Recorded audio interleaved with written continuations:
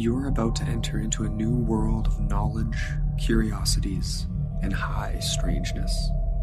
This is a podcast of Straight Up Strange Productions. You're listening to Mysteries and Monsters. I'm your host, Paul Bestel.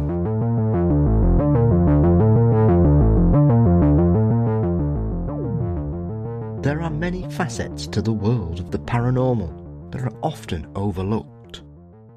In the classic 1979 book, Phone Calls from the Dead, D. Scott Rogo and Raymond Baylis delved into perplexing cases involving alleged telephone calls from beyond.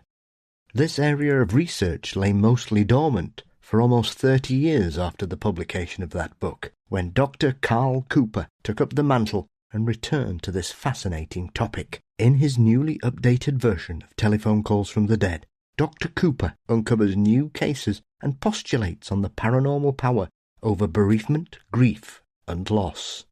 But before that, as always, don't forget you can support Mysteries and Monsters by signing up at patreon.com/mysteriesandmonsters.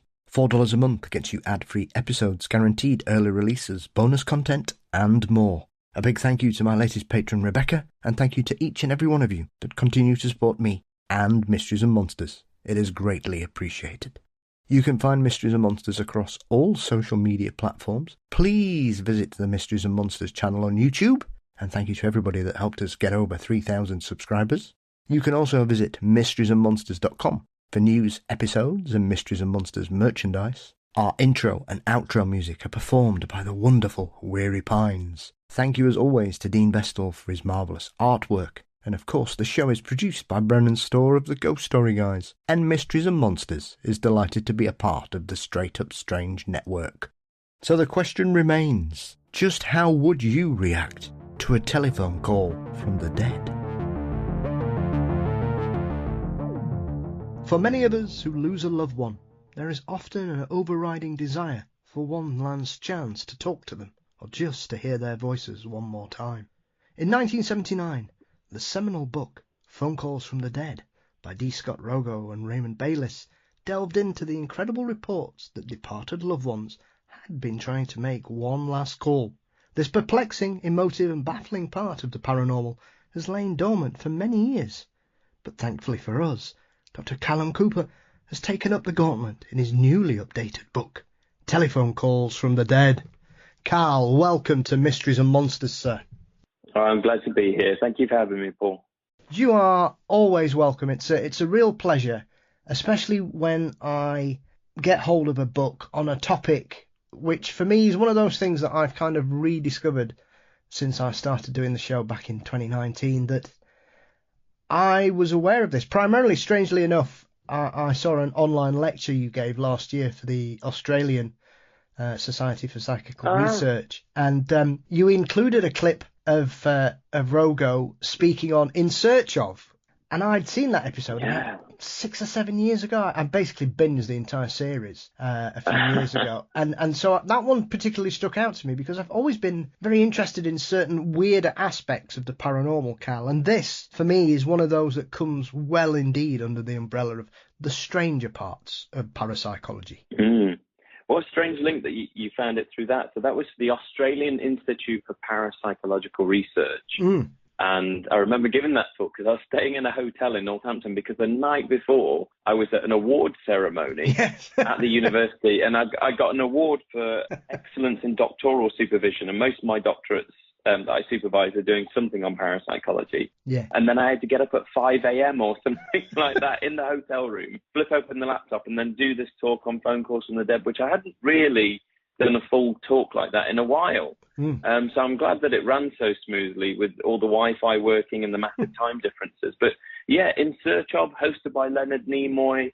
And I've played that clip so many times now, and I hope it doesn't seem trivial to audiences that see it, because they're seeing it for the first time. For me, I've seen it so many times now. But it's a nice example of, here is one of the researchers, and he sat in the American Society for Psychical Research talking about his research and the book, and then Mary Meredith gives her case of an unusual phone call saying, these are just how they play out. She was just washing the pots when all of a sudden, boom, and then something happens. No one sat there grieving and wishing they could have a phone call. No one's talking about this phenomena and then it happens. They're going about their daily business. Something unusual happens. They deal with it as it happens. And it's only until after it happens they start to think, that was really odd.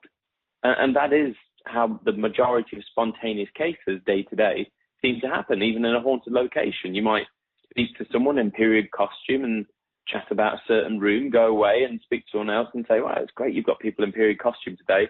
No, we haven't. I beg your pardon. No one's here in period costume. But I've just been speaking to someone, and then things start to tie together and people tell you about the tale of the certain ghost in a certain room wearing certain things, or after that phone call you discover that the person that you were speaking to had actually died before that call took place. The impossible seems to have happened. So that's what parapsychology has been looking at for 150 years or so, and that's what led to this book specifically on the telephone and what happens with telephone communications. I think as well, one of the great aspects of your book is that you've given us this history of this, because I think often sometimes we can presume that these things seem to be modern investigations, Cal, and yet quite clearly, even in the early days of telecommunications, and the varieties and the reliabilities obviously were not what they are these days, though I suppose it depends which mobile network some of us are on. Certain people were always interested, and I find the part where it seems to sort of begin to become investigated is obviously during the rebirth of spiritualism in the United Kingdom after the First World War. There seems to be a lot there that sort of sets wheels in motion, and you've got Edison obviously working in the States claiming to create this impossible telephone that seems to be another tantalizing. Did he really, or was he just being the arch promoter that he was often known for, Carl, in that regard, that he just said he was going to do it, but was he really, or was he just, I mean, some people would say somebody else would have done it, he'd have stolen it anyway, but... Yeah. No, you laugh, but I think you're right. No, you laugh, but I think you're right. I think you're right. There is that kind of panic moment about, this could cause a lot of money. This could cause a massive income if you could commercialize a telephone that anyone could buy to speak to your deceased relative. And I think at that time in 1920, when other people were coming forward in articles for some of the latest psychical research journals saying they had made such a telephone, no wonder he is speaking to Scientific American and doing an interview saying, by the way, I'm making a telephone that will contact the dead and is going to have these kinds of instrumentation. This is what I'm going to design it for. I think he's panicking and attempting to jump on the bandwagon because he's created some incredible inventions, but not something like this. And yet he has got a massive interest in psychical research. His parents were spiritualists. He hired lab assistants that were spiritualists, some of them Polish-American mediums. And so after they'd done a day's work and they'd been lab assistants, they then turned to the seance when it came to the evening in the lab, and they would hold seances. So I think Edison was in panic mode. So, you do laugh, and it has got that element of humor, but I think you're right as well. He thought, wow, this is something that's important. And if it's real, if people have been doing this, I need to make one of these as well. Yeah. So what was it about Rogo and Baylis's work that got under your skin so much, Carl? Because often when we look at the modern investigations of the paranormal or parapsychology over the last 15 or 20 years, things like audio phenomenon seems to depend, has gone into sort of the gadget areas, which is a different kettle of fish and something I'm not overly keen on, because I think there's a lot of oral pareidolia that goes on there, and I think a lot of it is people grasping at sort of audible straws, as it were. Whereas this, for me, is very similar, yet very distinct from EVP, that I think there was clearly a lot of research that was going on in specific periods of the last 50 or 60 years, and they both seem to have completely dropped out of fashion. And yet now, thanks to your updated book and other researchers, it seems that people are looking back at this seriously. Why did it get under your skin so much? Because I would imagine it was quite a niche aspect of parapsychology that you decided to focus on. Well, I wouldn't say it got under my skin. We tend to say that's more something that's kind of an irritant to you, and then you act on it. This is more that I didn't spot it. It's like the shiny penny on the floor that you've not quite spotted, but you do want to eventually recognize it and pick up and think, for your own benefit, it could be good luck. Yes. So I will pick it up, but you've not quite noticed it in the first glance. You notice it on the second or third. And it was like that. I was buying books by Rogo and Baylis, and nothing had been reprinted recently. It wasn't until about 2006, 5, 6, something like that, that Anomalous Books were reprinting some of Rogo's books, about 6 or 7 of them. But he did around 30 by the time that he unfortunately was murdered in 1990. Yes. But one of those books was Phone Calls from the Dead. But he co-authored it with his own mentor, Raymond Baylis, who was a landscape painter. I'm sat literally next to several of his paintings that I have in my own home. They're beautiful artists. Wow. And yet he was a walking encyclopedia for psychical research. And that really rubbed off on D. Scott Rogo as well. He read widely. And his own home library, he had it done up by himself in the Dewey Decimal System for library categorization. So he got such a vast home library, and yet he got a relatively small house in Northridge, California as a bachelor. And so he was just making sure he got all of the research that he needed to hand to keep literally churning out 2 books a year, as well as loads of editorials and articles. I got this book and just saw, Phone Calls from the Dead, I haven't got that one. Oh, look, they've authored that one together. That's unique. But put it to one side. I was then carrying on with my work as an undergraduate student in psychology and reading bits and bobs of their work. But then all of a sudden on MSN News, there was this story about a train collision that had happened within days of me spotting it, 2009, of Charles Peck being in this train collision and the family picking up the phone saying, "Don't worry, rescuers are on their way. We're watching it now on the telly, but they're coming to help you. Don't worry, Dad."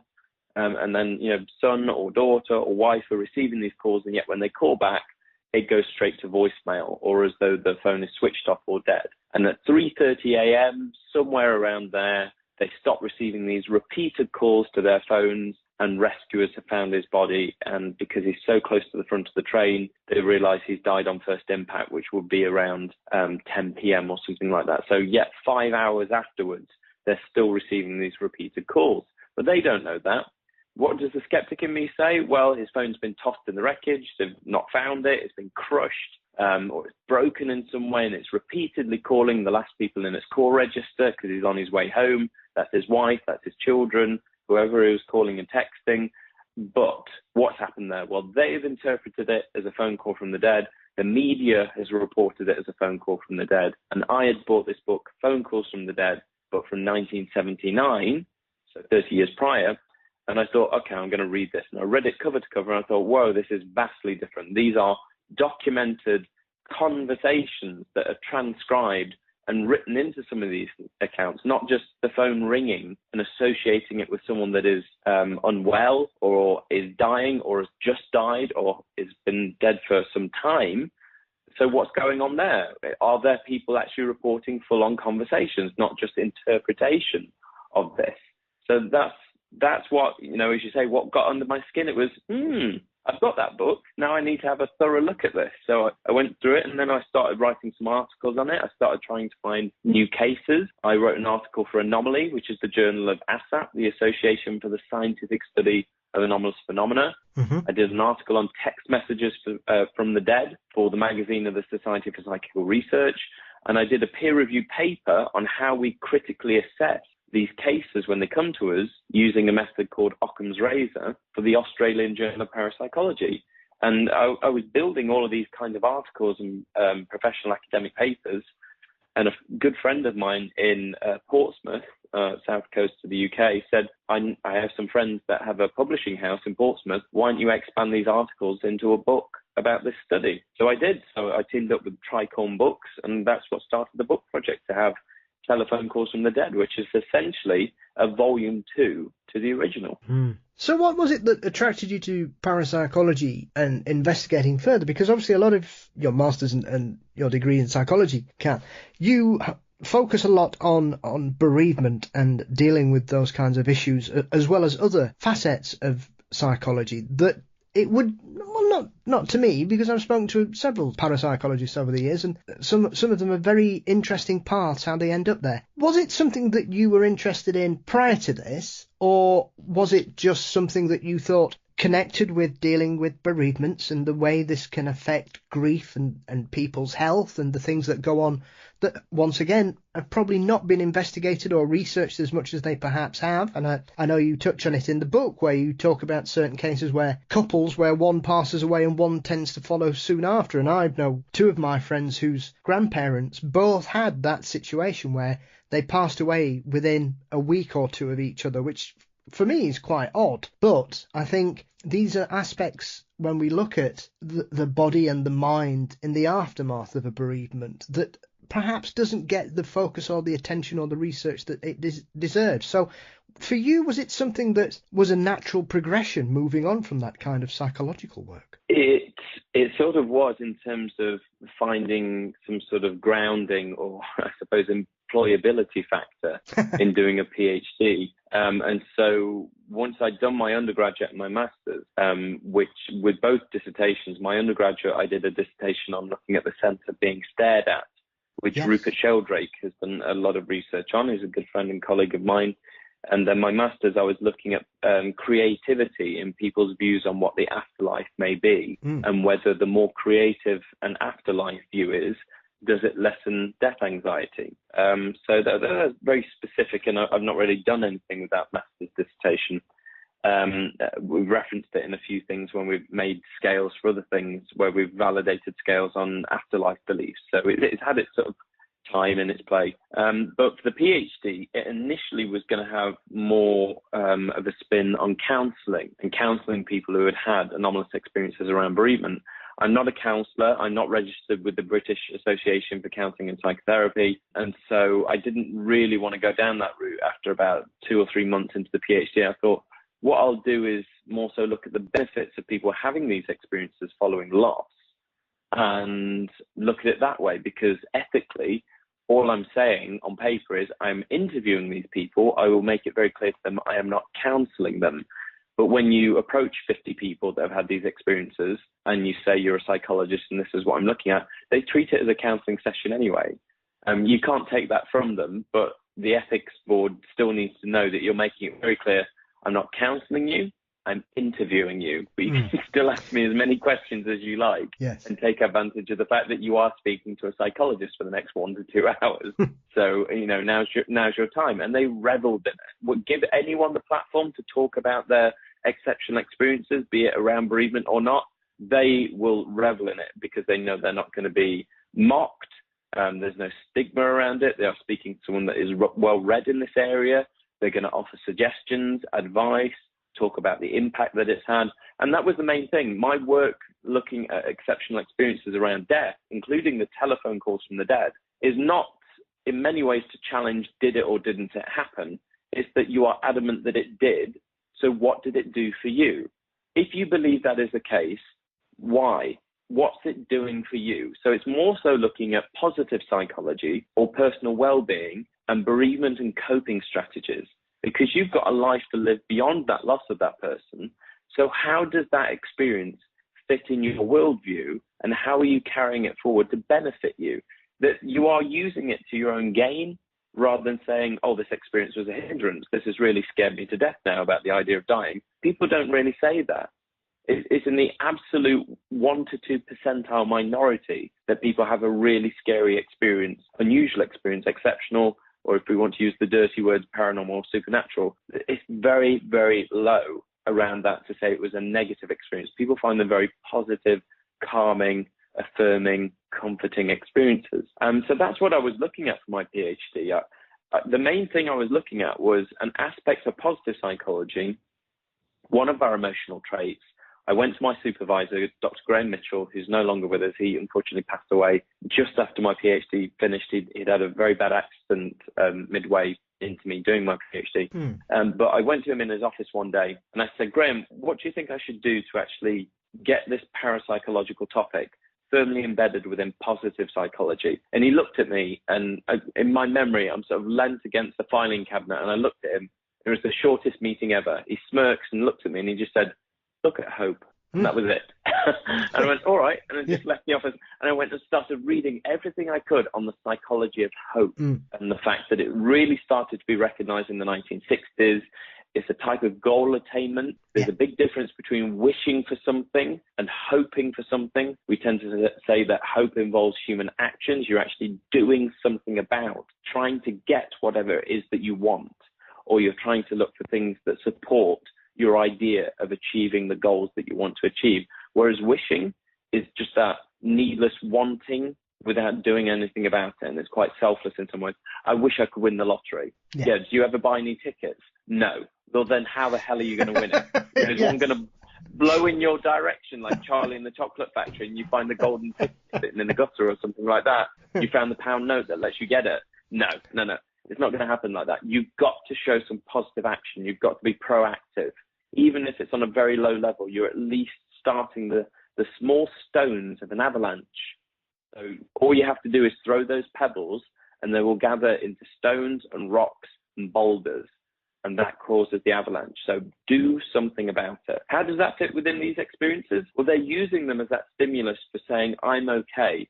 I don't have to spend the rest of my life after I lose someone in grief or worrying about my own mortality. I've had one of these special experiences. I dreamt about the dead. I had a telephone call from the dead. I sensed their presence. And that has given me something very special that tells me that I don't need to be worried. And it's a few things. One, they're watching me all the time in terms of that's my personal interpretation. I, as a parapsychologist, don't need to challenge that. It would just be damaging if I gave them the conventional explanations for why I think it's not the dead. Why would I take that experience away from you? I see as a well-being factor, it's doing something for you. So let's look at that. So yeah, they're around me, they're supporting me. This person is watching over me beyond death. And I've read about this. So that makes the experience more concrete. I've heard about these experiences. That makes it more concrete. I have a friend that had similar experiences. That makes it more concrete. So when I finally die, things are going to happen. And it's not going to be a win-lose situation. It's going to be a win-neutral situation. What's the win? Well, because of these experiences, it suggests they're living on. So the win is I'll be reunited with them. That's great. That's lovely. That's what the experience is doing for me. It's suggesting they've lived on, so I will join them one day. And what's the neutral? You're dead and consciousness is extinct, so you won't know about it. That's not a bad thing. Yeah. You won't know about it. It's completely grey and neutral. You won't know. So you'll either win or just not know that you've lost. That's it. That is it. And so it's so positive. If you have one of these experiences, good for you.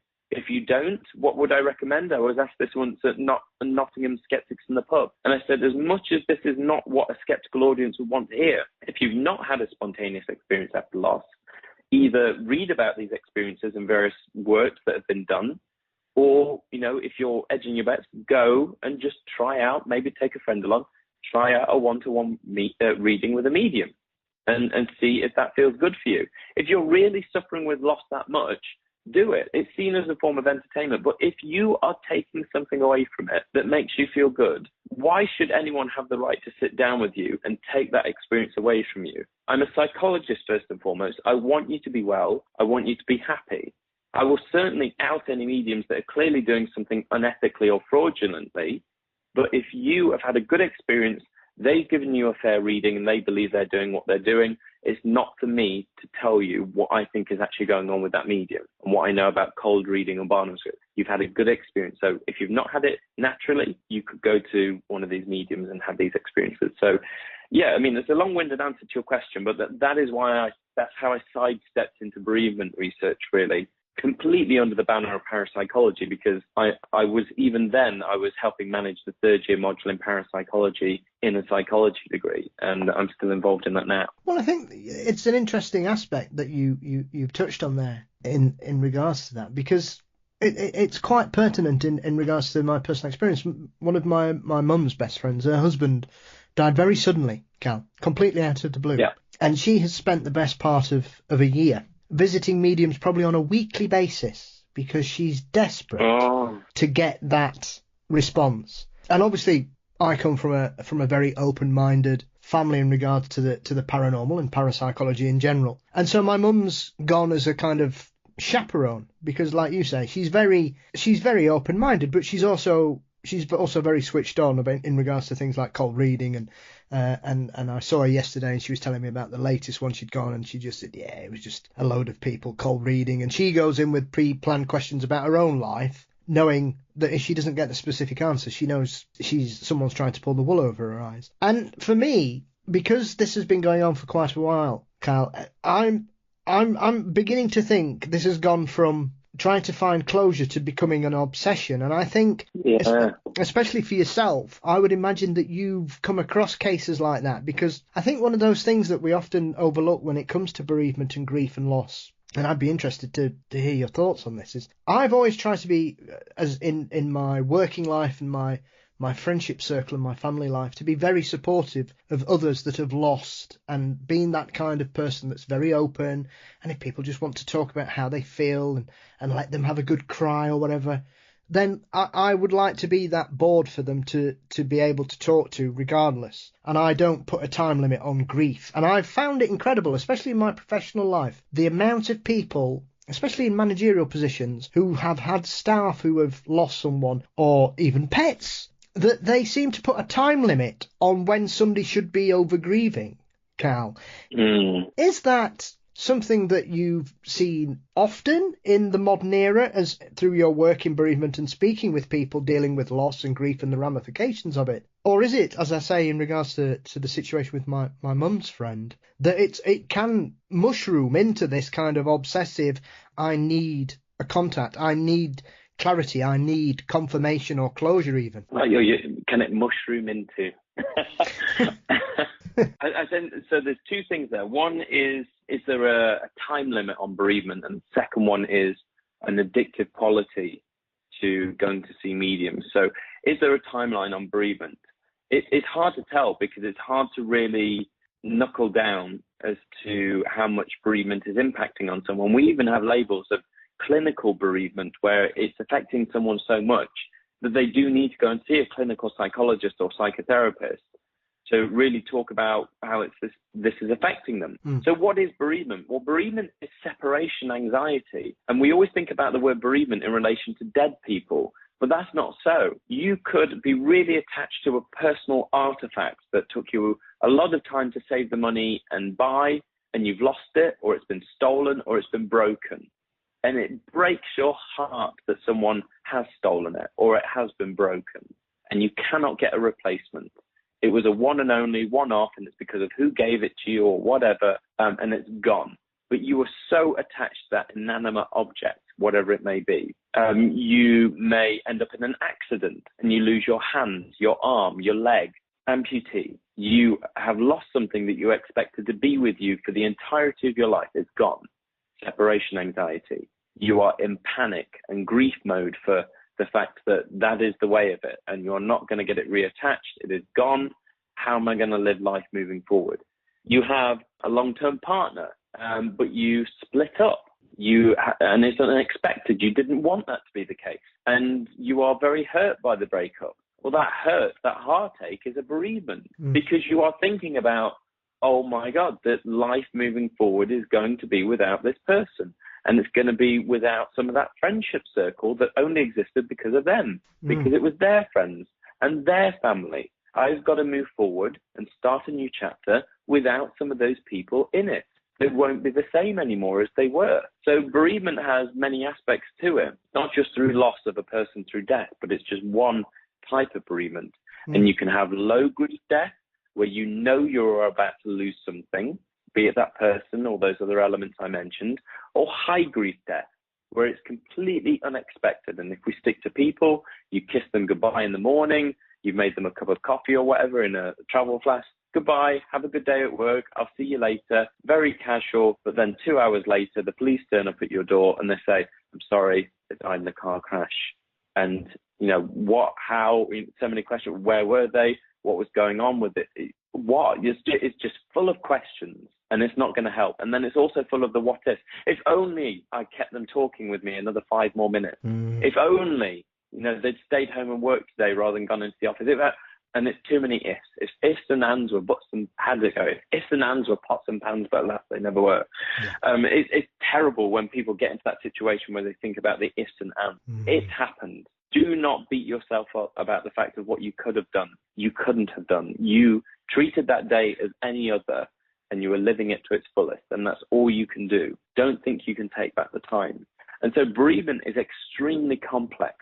And it could last a few months where it really hurt and you learn to pick yourself up and move forward and be stronger from that loss. And it could be from going out more, going on walks, turning to the gym, changing your diet, doing some writing therapy. It's a number of things. I've been through it myself, and I did those very things as well. I wrote things down I wish I could have said. I thought about things in different ways and then decided, don't think about them anymore. You've done enough of that. You've had your time of doing that. You now put it to bed. You can't keep beating yourself up. I turned to the gym. I changed my diet. Did a number of things. I got more proactive with work. It affects people in different ways. But eventually you cope with it and you get stronger. These experiences help in that instance. They facilitate that gap of loss and they inspire hope in many ways. And so the first part of your question was, how long does grief last? The second part, what was that second part? What was it? It was about the addictive qualities of chasing mediums. Qualities, absolutely. Oh my goodness, that's a big question. And I've talked about that with colleagues before. So if we're specifically looking at people turning to mediumship, I said that there needs to be some papers on this. And as far as I'm aware, there aren't. But when there's a monetary value involved in it, absolutely, we need to actually look at journals like Bereavement Care, a mega journal of death and dying. They're the absolute place where we need to fire some research papers on this. And it'd be very simple in terms of asking out about people that either have or know people that have repeatedly gone to mediums where they've had to pay for the process. Eventually, you have got to cope with your own bereavement and loss. If you have spontaneous experiences, like a telephone call from the dead, like a sense of presence, like dreaming of the dead, great. But if you're paying to facilitate one of these experiences, you need to sort of tell yourself when enough is enough. I think a year that's the cutoff point. You shouldn't be going beyond 12 months of still needing this. You need to stand on your own 2 feet and accept the loss and start to play on how you've grown as a person since then. If you haven't, then you really do need to start speaking to your GP and possible referral for psychotherapy or counselling, or just seek independent counselling with it. The medium themselves, again, if they're acting in a way that they're very honest and sincere about what they're doing, they are acting as a form of counsellor, which in that case, that type of scenario, I don't have a problem with because I'm not testing their claims. I'm looking at the clinical parapsychology side, which is how are they benefiting you? How is it impacting your well-being? Because we're dealing with loss here. So the addictive quality, I think, is really important. I would like to look at some instances where people have repeatedly gone back and spent a lot of money and they've not learned to stand on their own 2 feet following a personal loss. So, Paul, you've hit on a big topic there that I think is very much under-researched. And we all know about it. We've heard of these people that repeatedly go back and they're forever going to these one-to-one mediums, and it costs, 30, 40 pounds for an hour's reading, but they're doing it over and over and over again. And it's like the loss is still fresh for them, when for many other people, that they would have found some coping strategy within a few months. And yet this is a year down the line. So, yeah, it's a big topic, and it does need returning to, but we are aware of it. And I think a year, that's it. You cut it off there. If it's going on beyond that, we've got a problem. I think one of the aspects of this is that there are so many unregulated mediums out there, Cal, that it often becomes a sort of a word of the mouth or a friend recommendation. I'm amazed how many meetings my mum's been to, because I didn't know there were so many mediums acting in the South Yorkshire area. I find that as phenomenal as a sort of secondary issue to this, that because she's not going to see the same people over and over again. She's going around and around to different ones. And it's, she's travelling fair different, 15, 20 miles sometimes to go and see people. And I find that remarkable that there are so many people in such a short distance that she's able to visit for, paying up to, I think the most she's paid is 30, 40 pounds for a reading. But some she's gone and there's like 20 people then, they all pay a £5. And I find that as remarkable, that there are these avenues for people to sort of get their fix, as it were, Cal, in regards to chasing that answer, regardless of whether they're going to get anything, because it seems, like you say, that it gets. This is what I was interested to hear your thoughts on, because for me personally, I think it's got to the point where it needs professional help, personally. No, you're right. I mean, I think for advice of anyone that's going through this and they have seen mediums, if you believe in the process that you're going through, if it feels comforting for you, you're using it as a very absurd pick and mix to go around a number of mediums. If you had a counselor for anything, work, stress, or whatever, you wouldn't pick another one the next week. You would stick with the one that knows about you. Yes. You would stick with the one that you have told your story to and knows your journey. Because if you keep then picking a new counselor every week, you've got to start again.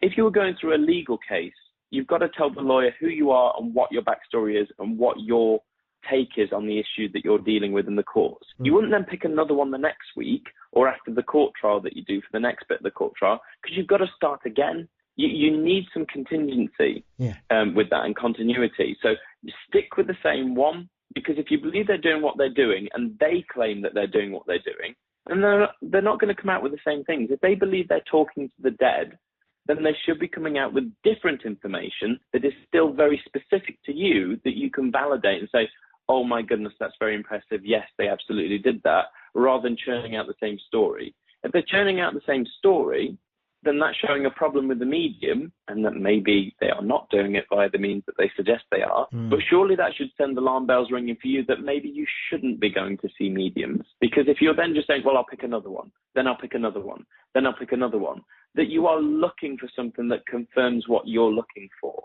And that starts to also become a problem as well, that you're only satisfied until they tell you what you want to hear.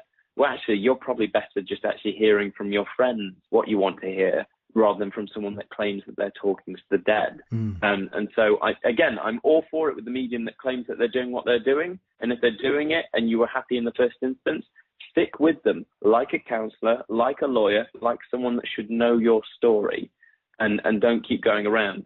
Keep it consistent, because then you will know, is it worth going back to them for an update? Maybe not. If you've got nothing new to talk to your counselor about, you're not going to pay for another 40, 50, 60 pound hours long session to tell them something they already know. Yes. You're going to wait until something else has happened in your life to say, we need to chat for an hour. This has happened. I need your perspective based on everything you already know. Absolutely, that's justified. And again, with the medium, if you already know what they've said and nothing new has happened to you, you're not going to go back to them until there's a need to go back to them. And so clearly there's a need if you're going around loads of them, because you're not satisfied. And you're not satisfied, and you're spending all this money as well. So yeah, it's like a landmine territory there. So that's my advice to anyone listening that has been to mediums. If you believe in that process and you found one that you had a good experience with, leave it there. Stick with them. What is the point of just going around a load of people and doing that? They should be there for your benefit as and when you need them. Don't turn it into just finding confirmations. Well, I mean, secondary, before I dive into a couple of the cases from the book, Cal, I'm always interested as well, because for me there's another kind of aspect of this that kind of links grief, bereavement and the paranormal here. And it's often the case where you have certain members of a family and someone they all love passes away. And say you've got 4 children whose parent passes away, and 1 or 2 of them receives a message from beyond, or a visitation, or even a phone call, for example, and the other 2 don't. Have you come across cases like that? Because often in the reports I've heard and I've read about, people seem to think that it's almost as if it's on tap, it's on demand, and why are they getting a visit and I'm not? Did they not love me as much? Have you, when you've been doing studies or with some of your colleagues and had discussions of the like, is that a topic that has occasionally popped into conversation? Yeah, so not specifically with the telephone calls from the dead, but we found it with day-to-day after-death communications, as they're called, or post-death experiences or contacts with the deceased. So I'm working with a team of researchers that we've been funded to do this on a large scale. We've published papers in British Journal of Psychology Open, British Journal of Psychiatry Open, Evolution Psychiatrique, Explore, a mega journal of death and dying. And one of our colleagues that initiated getting funding to do this is Evelyn Elsa Esser. And she's based in Geneva. I think one of the best books anyone listening to this can buy, if they're just interested in the broad range of after-death communications, is her book, Evelyn Elsa Esser, Spontaneous Contacts with the Deceased. That's what it's called. And the subtitle is A Large-Scale International Survey Reveals the Circumstances, Lived Experiences, and Beneficial Impacts of After-Death Communications. And it shows within the first few pages that this is a survey, a big scale that went out between Evelyn, Professor Chris Rowe, myself, and David Lorimer, and also our research assistant as well, not to forget her, Sophie Morrison, looking into all this data. That was a French, Spanish, and English survey where we got 1,000 respondents initially, and now we're doing it in Dutch, German, and Chinese. But when I was initially doing this with part of my PhD, which sparked Chris Rowe meeting up with Evelyn at a funders event for what we ended up doing, I'd already talked about an instance by Julian Burton. Now, Julian Burton was sort of the second known person to do a doctorate in this area. The first person was Dewi Rees, Dewi, as in the Welsh equivalent of David. He was a general practitioner in North Wales, and his medical doctorate, he was already a doctor in general practice, but he went and did a research degree, a medical doctorate, under the banner of psychiatry at King's College London, which became his very famous paper, Hallucinations of Widowhood, in the British Medical Journal in 1971. And he'd interviewed 293 widows and widowers about their experiences. Initially, it was just about the negative impacts of bereavement, but he discovered some of them said, oh yeah, after they passed away, I felt their presence around me still. So that's what all of his doctorate was. He went back and re-interviewed them about this sense of presence phenomena all the way through to apparitions. That's 1971. By the late 1970s, Julian Burton, who was an American actor and his undergraduate degree was in theatre studies, he'd done some sort of Hammer horror type films. His most famous was called A Bucket of Blood. Yes. He was in that film. He went back to schooling and higher education. He went to a place called International College in America to do his PhD because he'd had an experience regarding his mother that related to his sister. On the very point of your question, what about some siblings that have an experience and the others don't? How do they react to that? So he recounts his experience. I haven't got it in front of me, but it was more or less like this. He says, I was entertaining guests with my wife, and I was in the kitchen cutting a pineapple when all of a sudden I felt the presence of someone behind me to my left. When I looked around to see who was there, they'd already passed around to my right. So I turned around and looked over to my right. When I looked, I saw my mother standing there, clear as day, wearing a pale, detailed blue gown. Ma, I exclaimed. And then all of a sudden, she dissolved. She didn't disappear. She steadily dissolved and faded away. Next few days later, he called his sister to recount this experience. It had been some 9 months after their mother had passed away. He said, I saw her apparition in the kitchen. Absolutely strange experience. And we had guests over, and she's distraught. His sister on the telephone is distraught. Why not me? I had such a strong bond with mother. I was with her all the time. That doesn't make sense. I haven't had one of these experiences. And Julian then starts to describe what the apparition looked like. She was wearing this pale, detailed blue gown that I've never seen before. And start to discuss what it looked like. Absolute shock for the sister. That's it. That's my message from mother.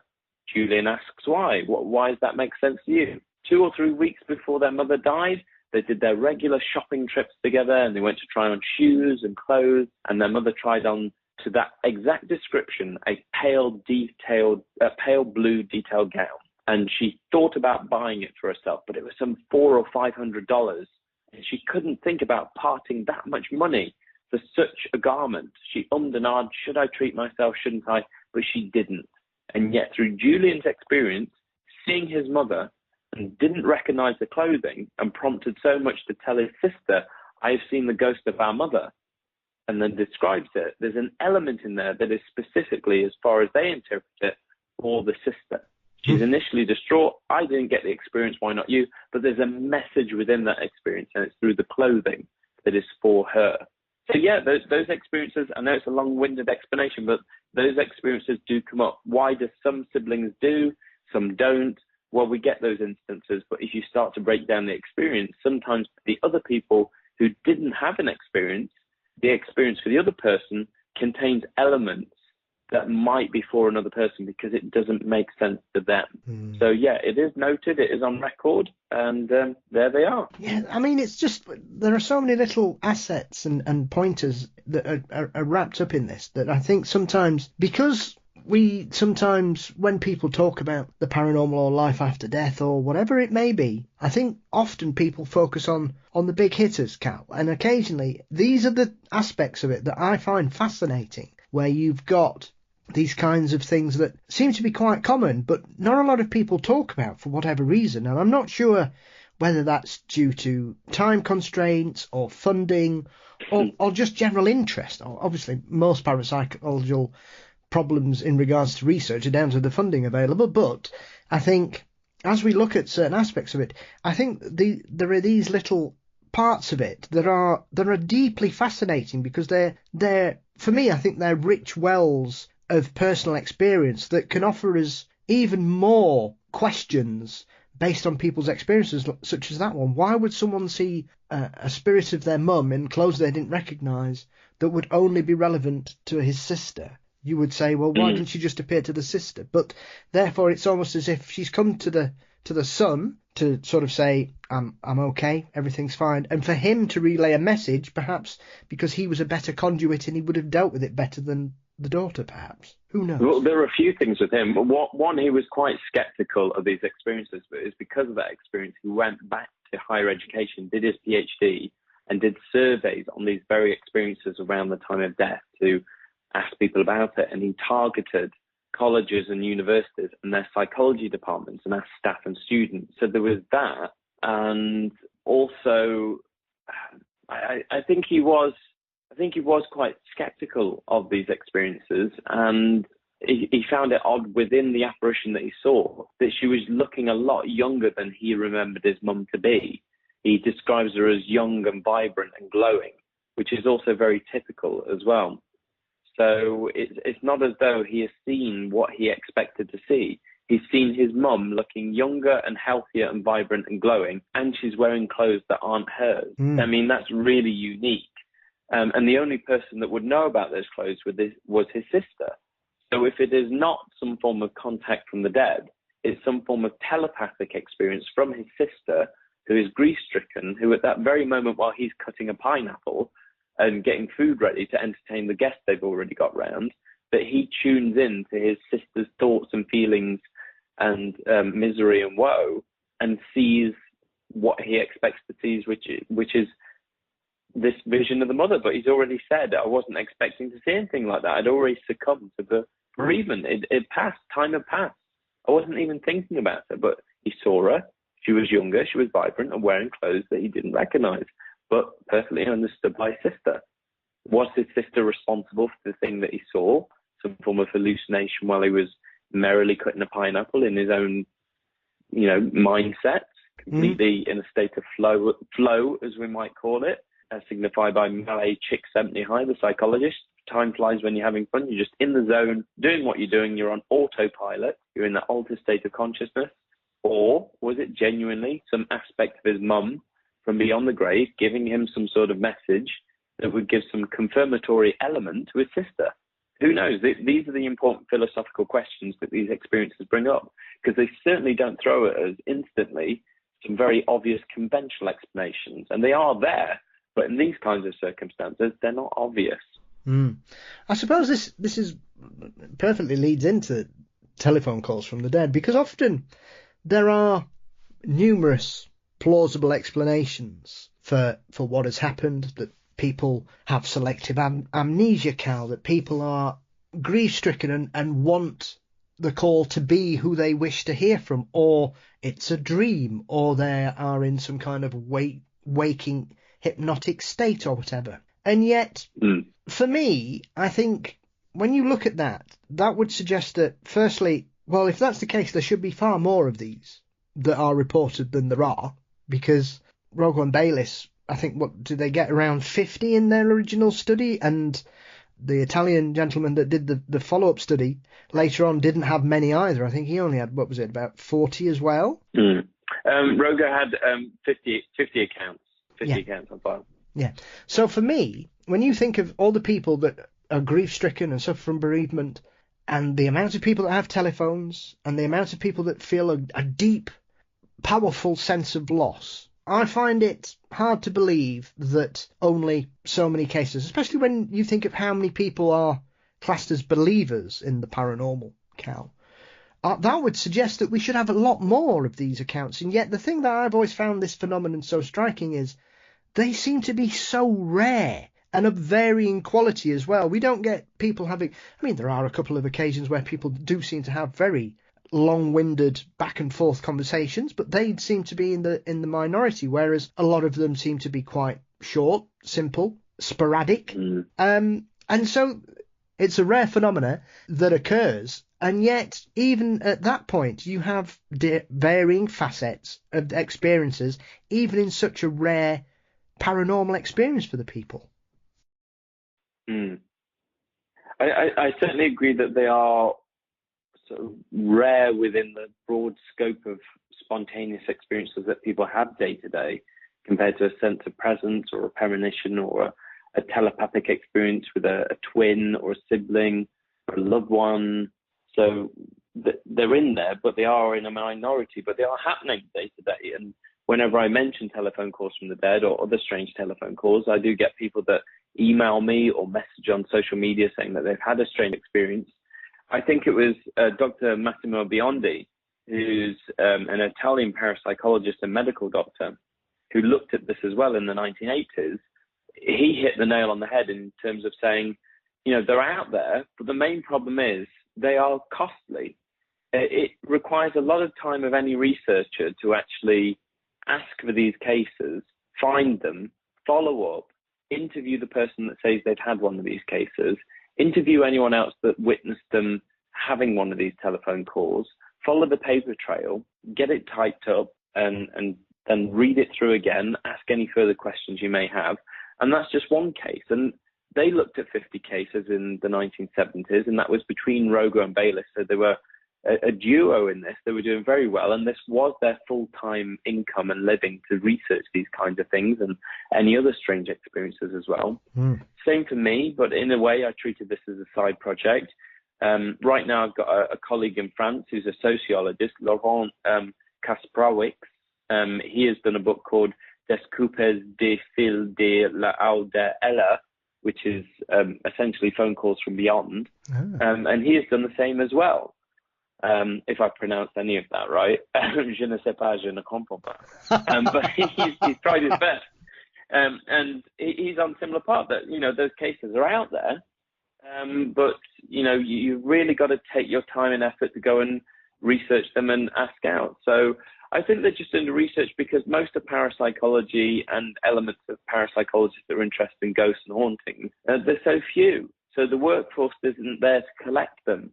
Even within that survey that we did, I mentioned earlier Evelyn Elsa Esser's book, Spontaneous Contacts with the Deceased. That summarizes our survey of 1,000 people in English, French, and Spanish-speaking languages. And there were telephone cases in that. They're about 2, 3, 4% at a push out of all the experiences that were reported, but they are there. It's just having someone that has the time, you know, sometimes the money to actually pay for their time to do it. I mean, I've had little grants here and there to actually get some of this stuff done because it is time consuming, but they're there. And if someone's doing it, then it just seems like they're not there or they're completely lost. So it's a monetary factor of having the right researchers to actually spend the time to actually do the legwork to get the best cases possible, research them as far as possible, collect them together, and then start to analyze and see what you've got left. It's a really big project of collecting all the wheat and doing the harvest, and then separating the wheat from the chaff, and then creating the flour afterwards, which is the monetary value and what people want to know about, which is what is your outcome? What have you actually produced from all of this growing and harvesting? What is your product? And that is, what have you learned from this? It's a long-winded process. And if you're just one person, it's time-consuming and draining, especially when you've got other things to do and juggle as well. Absolutely.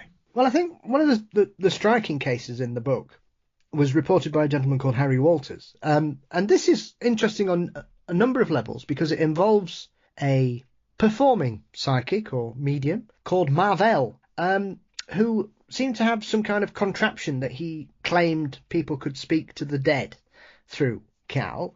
This report is both fascinating on a sociological level. It's fascinating on a psychic level.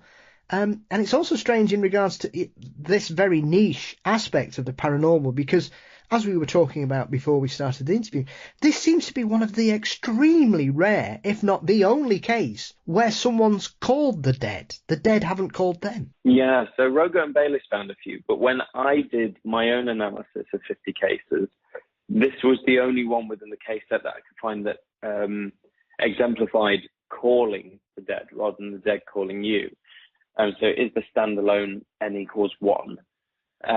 But it was from a journal article that was in Rogo's files that sit in the Californian Institute for Integral Studies in the Rockefeller Library. Mm-hmm. So it's in all of his files there, and I had it copied for me around about 2010, something like that. And I've since been to the library in San Francisco to go through all of Rogo's material. But it's a very strange case. So this is when you had your psychic performers on stage well before the time of Derren Brown, where they would appear as someone from the Far East and mystical and yet wearing a tuxedo and a turban. Yes. That would be full of just beautiful textiles and jewels and so forth, saying that they are in contact with the dead or could give you visions of your future. Very much like when you watch the film Big with Tom Hanks and the Zoltar machine. And Zoltar, if you can find them at beautiful seaside or not so beautiful seaside resorts in the UK, yes. And you put your pound in, and Zoltar will nod his head back and forth, and his eyes will glow, and he will spit out from the machine some sort of premonition about your future. So it's this idea of the fortune teller, and this fortune teller is on stage. What they had was this idea that they had on suspended ropes this telephone that would go out into the audience with a glowing light.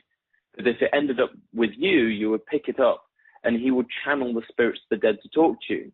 He would have to stand specifically to begin with on a plate, a metal plate on stage that the audience couldn't see, that was connected to metal pieces on his shoes that would then go up through his body to a receiving wire so he could hear via a hidden headphone set that was under the turban. So he got these headphones on by his ears to communication off stage from a stagehand, be it male or female, that was switched to suit the person, speaking from the audience, thinking they were speaking to a dead grandmother or grandfather and getting messages. And it was just a lot of cold reading, essentially, and they'd be looking for as many hits as possible. And I guess the marvel on stage, he would be facilitating their conversation and saying, and what are they asking you now? Oh, I hear they're asking you about this. And so the audience get a glimpse of what the telephone conversation is about. And they adapted this a bit further so that the radio system was a bit better, so he could actually walk up and down the stage. He wouldn't have to be just stood on this metal plate. And the whole story evolves around one day, some guy had been an audience member, and he was so fascinated by this and the call that he'd received from his wife that he wanted to pay the marvel for a private one-to-one with a telephone call. And this guy had gone backstage, and the marvel was there, and he was quite taken aback by this guy had come backstage and wanted this one-to-one. And he thought, oh, I'll give it a shot. This guy's offering cash in hand for it. One of the stagehands is probably there. When he picks up the phone, they'll get an alert that we're using it, and they'll just improv. And the guy does it, and he gets a very satisfactory telephone call from his wife, and puts the phone down, and he goes away, happy as Larry. Who is this Larry who's so happy that we can compare ourselves to, right? And so Marvel then goes to the dressing room thinking that his partner or one of the other stagehands is there on the receiving element, the transmitter, and looks and no one is there. Where are they? Well, it turns out that while they were just in the middle of the day doing setups of the stage and dress rehearsals and what have you, there'd been a fire a couple of blocks away at a building, and so many people were fascinated by what was going on that all those people involved in the stage work backstage had left the theatre. Little did the Marvel know. And they'd gone out through the stage door and gone to see this fire. No one was there on stage or backstage but him. And so he was like, this is strange, because he got the headset on and he could hear this guy talking to a woman that was giving him very comforting and confirmatory information about his experiences. The guy came back later and offered money for the telephone, thinking it was legitimate. And I guess the Marvel at that point thought, you know what, I'm done with this trick, this stage performance. Yes, he can have it, and took the money. And years later, he was performing, not performing, he'd become a church pastor in a spiritualist church. And he saw this guy sat in the audience, and he thought, I better not mention this time that I was a performer on stage and this happened, and I believed it to be a genuine spiritualistic experience, because I'll be mocking this guy. And he didn't mention it. But the guy came up to him afterwards, one-to-one, shook his hand, and said, thank you so much for selling me the telephone. And he said, well, why? What's happened since? And he said, every time I need my wife, every time I'm in a moment of despair and I just need her advice, if I pick up the telephone, she's there on the other end. And she gives me those words of comfort or advice. So that's essentially how that story goes. So it's more so you pick up the telephone and the person is there. And in this instance, it was meant to be a trick. It was completely fraudulent. That's how it was set up to be. But for this one individual, even beyond the stage performance and then keeping this fake telephone, he believed that afterwards he was still receiving word from his wife. And the marvel had heard it. He'd heard it over the transmitter because he was hearing in on the headphones. So he'd heard this additional woman's voice. And as far as the story goes, it continued thereafter. Remarkable, really, that one, because I think because of the way it affected Marvel, and it seemed like it changed his whole philosophy to how he performed, as it were, that it kind of convinced him there was more to this than just parlour tricks, Carl. Yeah, absolutely. I mean, that's the only way I can see it as well. That's why he gave up the theatre, and I suppose in some ways through what he'd experienced, he wanted to help the community, and he became this, I don't know, a spiritualist representative, pastor, whatever you might call it. He was running and being the head of a spiritualist church, and often talked about this experience as being fraudulent. And so, completely changed his worldview. And it wasn't because of any personal bereavement or anything. It's because of him witnessing someone else's experience. I think the Dr. Jones case, which is later in the book as well, is fascinating because of several reasons. It goes on for several years. It's excellently documented, although we don't have too much sort of meat on the bones of that keeping a list of the calls, Cal. But it's interesting that the person who was seeing their mother receive these calls, to them it ended up seeming as though it was entirely perfectly normal. But one of the aspects of this that I've heard in several cases that I've read about is that there seems to be this kind of wind noise when the receivers are picked up, like a whooshing, as though it takes this noise to come through before it clears the line, as it were. And yet here we have this woman who had lost a dear friend, who suddenly started receiving calls for a considerable period of time from someone that clearly meant a lot to them, and they meant a lot to each other, it would seem, which I'm a bit confused about because she was married as well. But this is remarkable because Dr. Jones, as the pseudonym is, says that in certain occasions the calls would last up to 20 minutes. Yeah. Odd, very odd. And he reported this to me as an adult, so he remembered it as a kid, and he was always interested in, well, what on earth had his mum written in these diaries?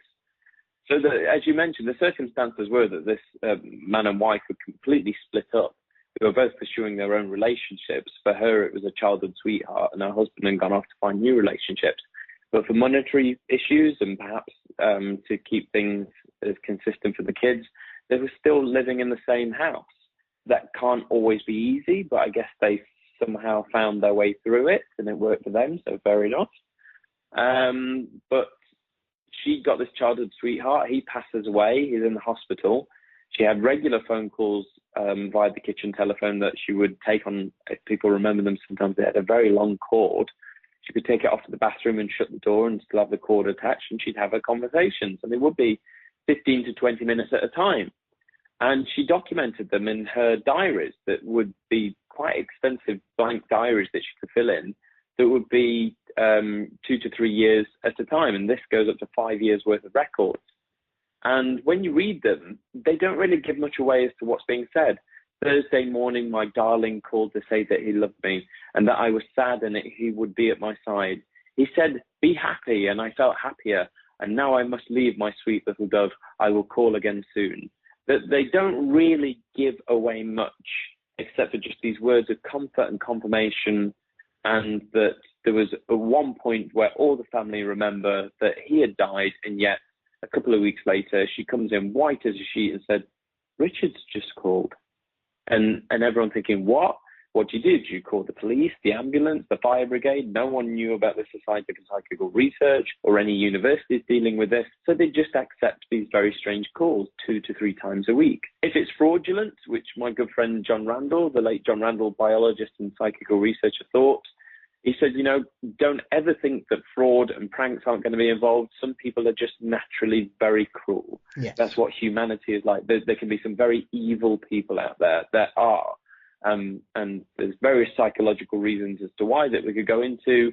But ultimately, there are some people who are naturally very negative. And they might go out their way to prank someone who has lost a loved one and keep it up. And they've kept this up for 2 to 3 years or so, or perhaps even a little bit more. If it indeed is a prank. But Dr. Jones, who became a doctor of psychology and sociology later on in life, he's about 12, 13, 14 at the time. And there was one instance where this Richard calls at a time when he's meant to call, but the mother is out. And so he answers the phone and he hears the sound of wind and static, as though the voice is coming out of this distant sound, this whooshing sound. And he said he was familiar with this. His mother had mentioned it, but he was so scared he just shouts, "She's not here," and slams the phone down. Yes. And regrets in later life the fact that he ever did that, because he wishes, as a psychologist, what on earth were these conversations like? He wished he'd held on and just listened to this ghostly voice. So again, it happened in the 1960s. It's very well documented in these personal diaries, but not very well documented at all in terms of by any social scientist or physicist as to what's going on, or even any records with the telephone companies, or the backstory of what really was the relationship between his mother and this childhood sweetheart. So it's absolutely shrouded in mystery as to, there's lots of potential for fraud. There's lots and lots, but we haven't got an absolute tick of the box that it was fraud. It's happening in a very typical way. This seems to link to some of these other cases that Rogo and Baylis are reporting. So we're only left with being able to just stick it in a box with a question mark on it and think, well, its characteristics are similar, but we don't know. But it's most likely fraud. But we can't say 100% that it is. I think the last case I want to, because I don't want to spoil any more, really. Because everybody... No, you're giving spoilers away. Spoilers, dear. Is this wonderful case about this gentleman? Well, it's not wonderful, but it's wonderful in a fascinating sense. Is this gentleman called Carl in the late 60s, Carl, who has had a lot of stress going on in his life, and he just decides to get away from everybody, and he goes to the coast and ends up renting a room in this lovely old lady's property. And he receives a call on a telephone that's not connected. And the aspect of this that really interests me, and I've seen this in a couple of occasions, is even when the caller probably has no knowledge of where the person they need to speak to is, they're able to find them. Yeah. I mean, that happened in another case as well by Linda Lovelace, who was a porn star. You probably read that one as well. Yes. And it was in her autobiography called Ordeal. Linda Lovelace was very famous for, whether people listening to this watch pornography or vintage pornography or not, she was very famous for a film called Deep Throat. Yes. And it was the person that performed in that with her was her husband. And he was very abusive towards her. And she'd gone to a motel at some point and was being abused by him and beaten up and so forth. And she said at one point she thought about her protector, which was always seen as her father. And she just wished her father could come and help her and get her out of this terrible relationship. And suddenly they got a knock at the door in this hotel room, this motel. And it was her mum and dad. And she said, "What are you doing here?" And he said, "Well, you called and said you needed help, so I've come to pick you up." And both her and her husband were dumbfounded because he'd been watching her like a hawk, this narcissistic, terrible, psychological and violent domestic abuser. Yes. And she'd not been anywhere near the telephone. And she was adamant she'd not been near the telephone. But someone had called with her name and her cry for help and saying exactly where they were. And yet she found this experience so strong and important that she's included it in her autobiography. The same happened for Billy Connolly, the famous Scottish comedian Billy Connolly. He'd gone to a theatre that was known to be haunted, and he'd spoken to a little chap backstage who was sat on a table, And Billy said, "How's it going out there?" And he said, "It's not so bad. It's filling up." And so Billy thought that the theatre was near enough full by that point. So he goes out to look, and actually people are still taking their seats, and he's gone out at the wrong time. So very embarrassing that the performer's already walked onto stage. But Billy's distracted by the fact that two people are fighting about 5 or 6 seats up from the very front of the stage. So he goes down into the theatre and asks, "What are you fighting over?" This guy's punching him, and I won't say exactly what he was saying as he was punching him, and the wife was looking on, but he finds out, "What's this story about? Why are you attacking this guy?" And he said, "Oh, he's taken my seat." And he goes, "What happened?" He said, "I had seats to come and see you perform. And someone broke into my car. I kept them in the glove box. And I knew exactly what seats I booked for me and my wife. Someone nicked my car, and I thought, well, I'm going to find whoever nicked my car because I know what seats I bought, and that person, so-and-so, will be sat in my seats." And he found seat, I don't know, E4 and 5. And lo and behold, this man and woman are sat in seats E4 and 5, and he's beaten the man. And this guy, innocently, has got seats E4 and 5, him and his wife. He bought them from someone in a pub. Yeah. So he's bought them in all honesty, not realising that it's related to a car theft. Yeah. And Billy settles the whole thing down. And he goes backstage again, and that little man isn't sat there. He said, "Oh, it's filling up, it's all quiet." And the next day or after the performance, he asked them, "Oh, who was that chap who sat backstage? Who was there to announce me?" And they said, "What little man that sat backstage?" And he describes him, and they said, "There is no little man who sits backstage. A lot of people have seen him. He's our theatre ghost. He doesn't exist." and Billy just thought, he just took it on the chin. He thought, well, that's weird. He'd had a conversation with the guy, but he wasn't any known person. And obviously, because of security and that, they're not just going to let anyone sit backstage. Yeah. So like the Linda Lovelace instance, like that, the instance with Carl, I don't want to give it away. I'm not going to kind of recite what the experience was. It's a disused telephone. He's gone away. No one knows where he is. And yet a call from the deceased exposes where he is and prompts him to call home. So check out the book. Check out Telephone Calls from the Dead. Check out that instance. It's a very popular one that since the original book in 1979 and since my book, Telephone Calls from the Dead, people in YouTube videos and other things have recited that one because they find it quite an interesting one. Yeah, I think one of my favourite paranormal phone calls, and it obviously not really covered because it's kind of the opposite. It's one of those strange ones. It's tied up, Cal, with everything that goes on with the infamous Flight 401 and the legends of the ghosts that came afterwards, which was, I think, the week before the crash. Was it the week or... Well, anyway, preceding the crash, Don Repo, who was the flight attendant on the or flight navigator on the ill-fated journey, his wife received a call at home while she was preparing dinner to tell her that Don had been killed in a plane crash. And she'd no idea, and she was absolutely devastated. Ironically, he was on the same flight, going the same route when that call came through, I believe. And therefore, that only came to light when Fuller, the guy who wrote the book Ghosts of Flight 401, started doing his research based on friends telling him who worked in the airline industry, who obviously all wanted to speak under the cover of anonymity because they didn't want to lose their jobs or get grounded. And that was one of the things he discovered once he found out the contact details for the family and approached them and explained what he was trying to do. And they were quite welcoming because they'd heard that Don was appearing and trying to help people on other flights. And that one, it's one of those weird things that you think, well, was it a precursor? Was it a predictor? Or was it, as we could say, you could say that was someone playing a sick prank, but you would suggest that people in the airline industry don't usually phone each other up for a laugh to pretend they've been killed. Yeah.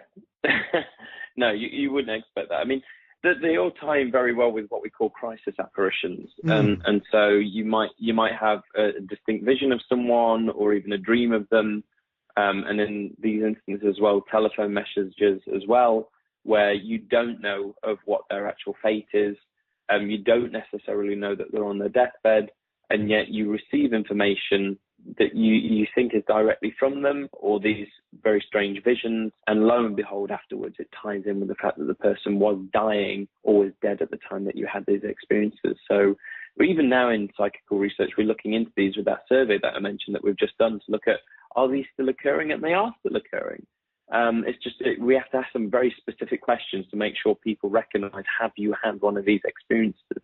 Because we're talking about 12 hours leading up to death. and 12 hours afterwards as well. But they were noted in old books, even in the early 1800s. So some time before psychical research even started surveying these experiences and discovering that these were a common thing as well. But you've named a really good book there, The Ghost of Flight 401, and also The Airmen That Would Not Die. Yes. I recommend anyone listening to this to go and check out those books. They're really good. Well, I would also add to make sure that they pick up your book, Cal, because it's a fantastic addition to any lover of the paranormal or parapsychology library that anybody wishes to build up an even more in-depth look into certain aspects of this wonderful phenomenon. So before I let you go, so what's next for you? What's your next project? Are you planning anything else? Because, like I say, this book is a wonderful addition to my library, and I'm sure it would be for many of my listeners as well. So I'm eagerly awaiting your next project. Oh, bless you. I'm glad people are enjoying Telephone Calls from the Dead, and you have, and you've read it so thoroughly. And so that makes the past me, the 21-year-old me that finished writing that when I was down in Portsmouth, very, very happy.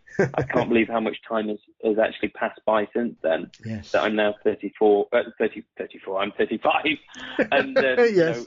It's still doing well. But I'm going to revamp it. I want to do another Telephone Calls book that takes aspects of it, and I'll rewrite it, and I'll do other chapters. That's in the pipeline, the immediate pipeline. But straight away, I'm just finishing off. Steve has already done his part. I did an edited book with Steve Parsons called Paracoustics, Sound and the Paranormal. And we've got a companion book to that called Paravision. So that's looking at paranormal aspects of sight and human vision. So it's an anthology. We've done most of the starting chapters.